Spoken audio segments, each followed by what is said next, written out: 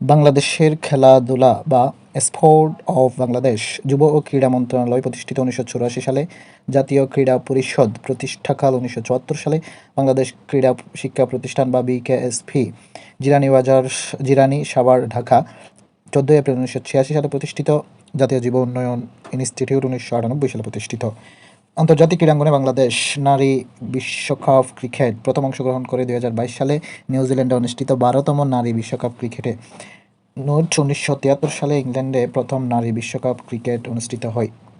Olympic games 1980 সালে বাংলাদেশ বিশ্ব Olympic অ্যাসোসিয়েশনের সদস্যপদ লাভ করে। 1984 সালে লস অ্যাঞ্জেলসে অনুষ্ঠিত 31তম অলিম্পিকে বাংলাদেশ প্রথম অংশগ্রহণ করে। 2024 সালে অলিম্পিকে বাংলাদেশ প্রতিনিধিত্ব করে 5 জন। এর মধ্যে সরাসরি জায়গা করে নিতে পেরেছে নার্সার সাগর ইসলাম।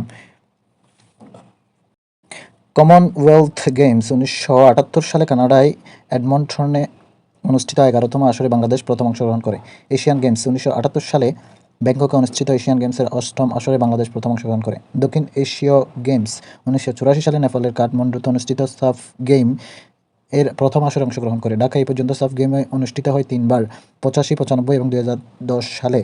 28 আগস্ট 2024 সালে আয়োজক নেপালকে 4-1 ব্যবধানে হারিয়ে প্রথমবারের মতো সাফ অনূর্ধ্ব 20 চ্যাম্পিয়নশিপের শিরোপা জিতেছে বাংলাদেশ। অনূর্ধ্ব 19 এশিয়া কাপ 2024-এর চ্যাম্পিয়ন বাংলাদেশ টানা 2 বার। স্বাগতিক ইউএই বা ইউনাইটেড আরব আমিরাত। রানার্স আপ হয় ভারত।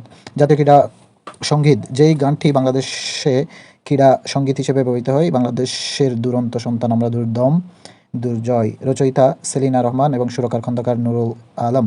ক্রীড়া সঙ্গীত 10 আচরণ বিশিষ্ট। বাফুফে বা বাংলাদেশ ফুটবল ফেডারেশন প্রতিষ্ঠা 1972 সালের 15 জুলাই।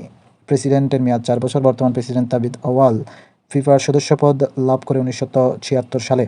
বিশ্বকাপ ফুটবল বাছাই পর্বে বাংলাদেশ প্রথম অংশগ্রহণ করে 1986 সালে। জাতীয় ফুটবল দলের কোচ হচ্ছে হাভিয়ার কাভরেরা। জাতীয় ফুটবল দলের অধিনায়ক জামাল ভুঁইয়া এবং মহিলা ফুটবল দলের অধিনায়ক সাবিনা খাতুন। দাবা বাসেজ।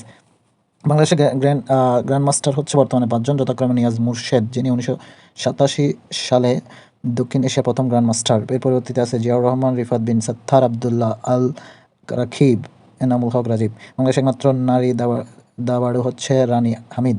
দাবাড়ু জিয়াউর রহমানের মৃত্যু ও অর্জন 2024 সালে জাতীয় দাবা প্রতিযোগিতার 12তম রাউন্ডে খেলা চলাকালীন সময়ে অসুস্থ হয়ে মৃত্যুবরণ করেন দেশের দ্বিতীয় গ্র্যান্ডমাস্টার জিয়াউর রহমান। 2005 সালে তিনি বাংলাদেশে দাবাড়ুর মধ্যে সর্বোচ্চ ফিদে রেটিং অর্জন করেন। 1988 সালে প্রথমবারের মতো জাতীয় দাবা প্রতিযোগিতার রেকর্ড 14 বারের চ্যাম্পিয়ন তিনি। বাংলাদেশ জাতীয় খেলা কাবাডি। কাবাডি খেলাটি জাতীয় খেলার স্বীকৃতি লাভ করে 1972 সালে। কাবাডি খেলার পূর্ব নাম হচ্ছে হাডুডু। বাংলাদেশ অ্যামেচার কাবাডি ফেডারেশন গঠিত হয় 1973 সালে। কাবাডি প্রথম চালু হয় জাপানে। ষষ্ঠ এশিয়ান নারী কাবাডি চ্যাম্পিয়নশিপে বাংলাদেশের মেয়েরা ব্রোঞ্জ পদক জিতেছে 2025 সালের 7 মার্চ ইরানের তেহরানে। কিছু নাম বা ব্যক্তিত্ব এবং খেলাধুলার সাথে জড়িত, যেমন জাকারিয়া পিন্টু মুক্তিযুদ্ধকালীন সময় জাতীয় বাংলা ফুটবল দলের অধিনায়ক। জাদুকর সামাদ বাংলাদেশ ফুটবল ইতিহাসের শ্রেষ্ঠ খেলোয়াড়।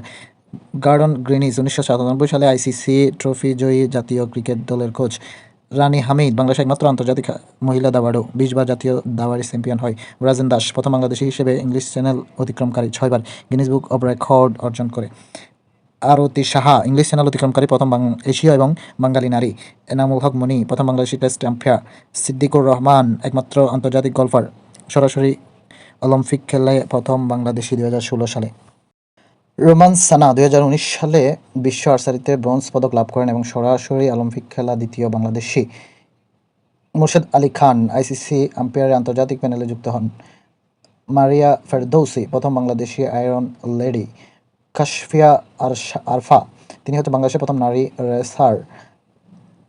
ইমরানুর রহমান যিনি কাজাখস্তানে এশিয়ান ইনডোর অ্যাথলেটিক চ্যাম্পিয়নশিপে 60 মিটার স্প্রিন্টে স্বর্ণপদক জিতেছেন।